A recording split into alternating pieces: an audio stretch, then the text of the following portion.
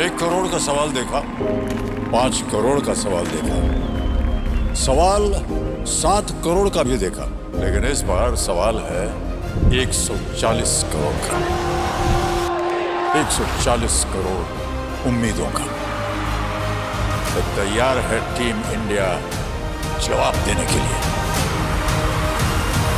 DP world Asia cup शुरू हो रहा है सोनी लिव और सोनी स्पोर्ट्स नेटवर्क के टीवी चैनल्स पर।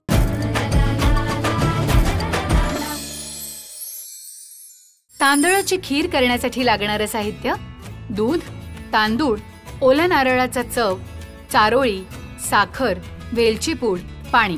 दुधाला उकळी काढायची. आता यात तांदळाची पेस्ट घालत साधारण 8 ते 10 मिनिटं हे मिश्रण शिजवून घेत यात ओल्या नारळाचा चव, चारोळी आणि साखर घालत परत हे मिश्रण शिजवून घ्यायचं. वर वेलची पूड घालायची.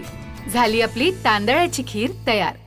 आज आपण पितृपक्षामध्ये जो पूर्ण स्वयंपाक बनवला जातो तो पूर्ण स्वयंपाक आपण इथे बघत आहोत. तर सगळ्यात आधी आपण ही तांदळाची खीर कशी बनवायची ते बघूयात. तर त्यासाठी इथे अर्धा लिटर दूध पॅन मध्ये घ्यायचं.